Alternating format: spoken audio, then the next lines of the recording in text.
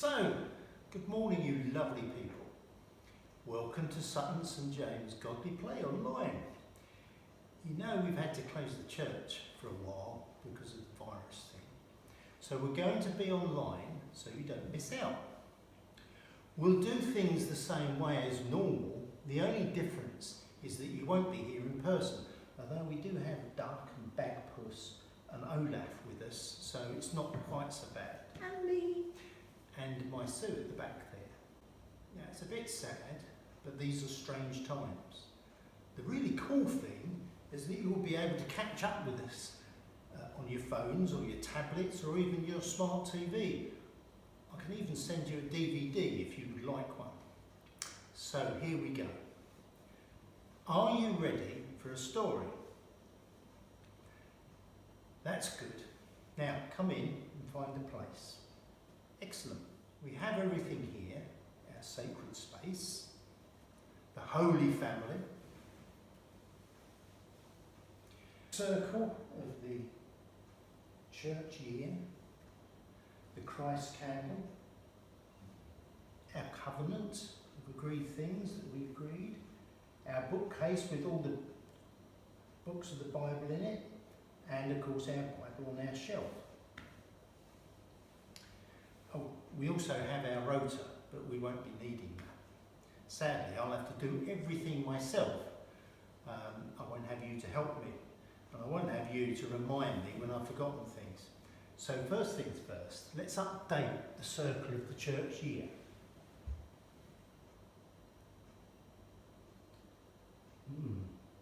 Only 3 weeks to Easter. Pentecost is still hot. Now, we're in that period of Lent. So it's this nice purple colour. Now next we'll do our prayer. Okay, so here we go then. I am here. You are here. God is here. We are here. Very good. Last time. I am here. You are here. God is here. We are here. Very good. I'm glad you joined in at home. Next, we'll put our bookmark in the Bible for today's story. Okay? Here's our bookmark. I remembered to do it this week. So it says, our story today is The Faces of Easter. What's the name of the books where it appears? So that's Matthew, Mark, Luke and John. Which part of the Bible is it in? New Testament. Where's the story found? Well, all of those books. It's found in all of those parts of those books. Who wrote it? Well, interestingly enough, Matthew, Mark, Luke and John. And when did they write it? Well, around AD 50 to 90. The grouping is Gospels and the colour is white. So let's pop that in our Bible. There we go. There we go. So we'll slide it into John. That's good. Put that back over there. And just to be complete, let us find the Gospels. Those are those four there. So if we can get them out, we'll put them with the Bible. And are they in the right order? Well, not quite. So that's Matthew, Mark, Luke and John. Oh, look, I'll drop one. Okay. Let's put those over by the Bible so we know where they came from.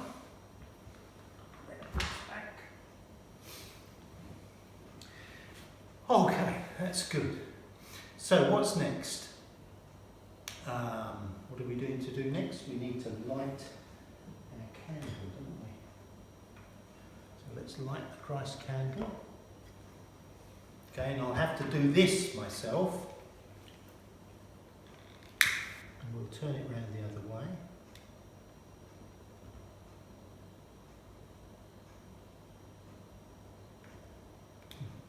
Do you know what? It's going to be awkward this week.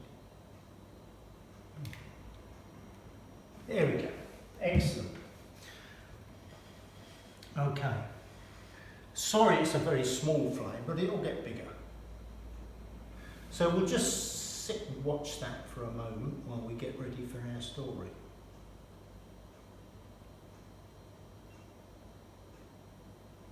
Very good. And I know you know the words, but I'll say them for you because one of you would normally say. So why do we have the candle? To remind us that Jesus is the light of the world and drives out all darkness, and he is also always with us. So I'll just put that over there, and hopefully it won't go out.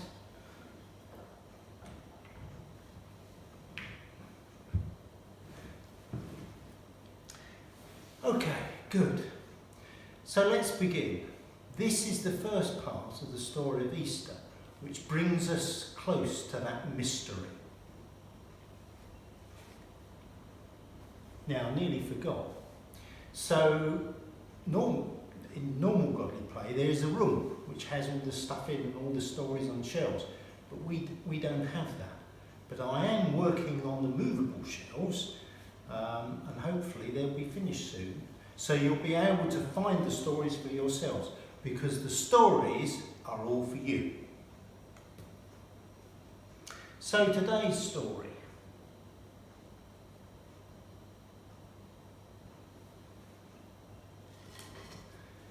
In the beginning, the baby was born, and God chose Mary to be the mother of God. Now listen carefully to the words. God chose Mary to be the mother of God, and the Word was born, a wordless child. When the baby looked up into Mary's face, he already saw the cross. And when he looked up into Joseph's face, he also already saw the cross.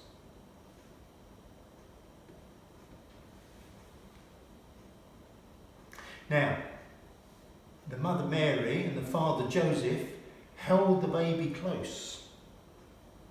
They kept the baby warm, and they gave the baby everything he needed, and the baby began to grow.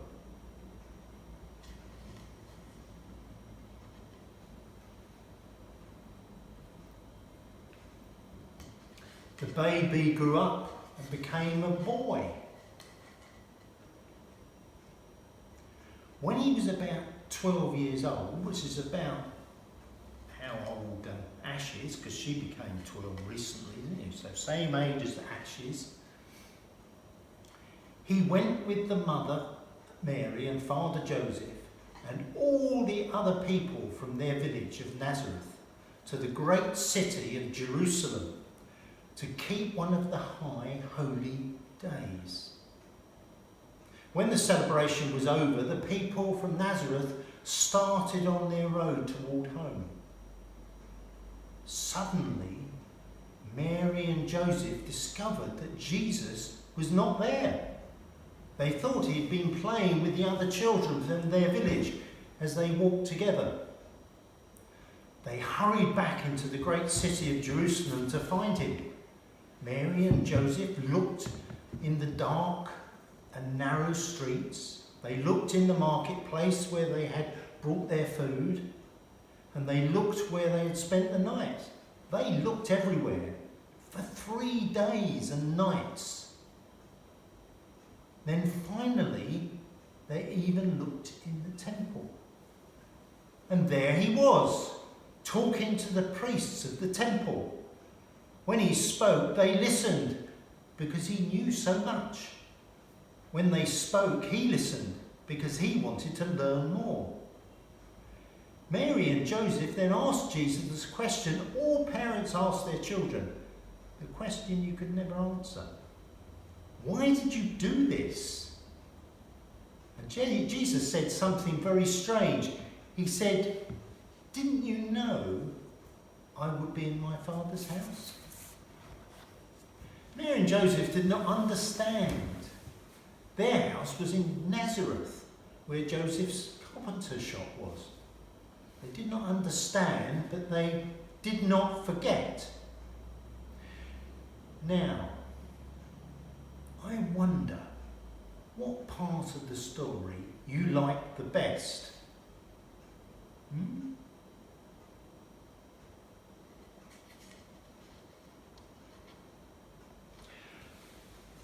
I wonder what part of the story was most important.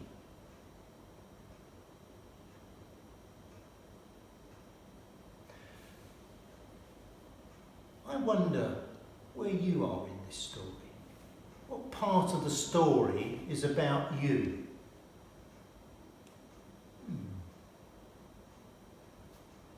I wonder if there's any part of the story we could leave out and still have all we need.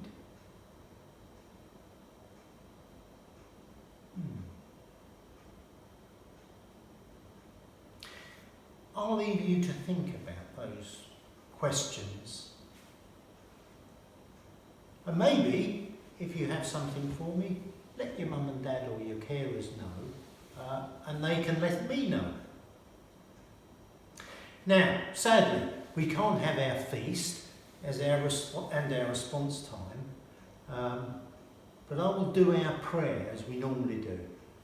I don't have your usual list of things we need to pray for, so I'll do a general prayer for us all.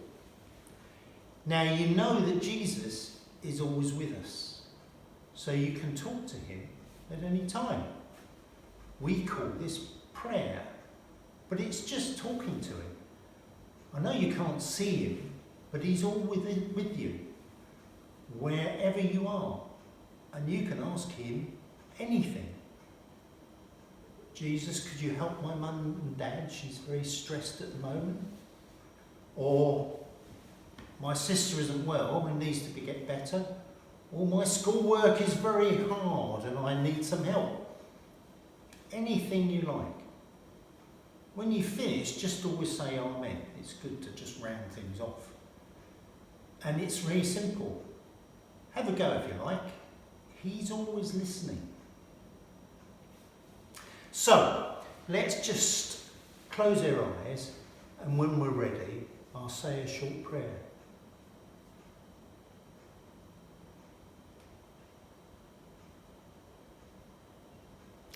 Dear Lord, thank you for this time together.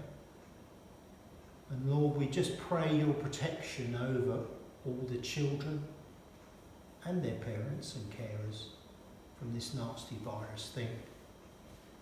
Look after us all, Lord, and help all our children to find things to amuse themselves in these difficult times and not stress their parents. And we ask that in your name, Lord Jesus. Amen. So I hope you all said Amen at home. Now, we can't have our response time, but you can do something at home if you like, maybe about this story or about another story or something else. Only you know.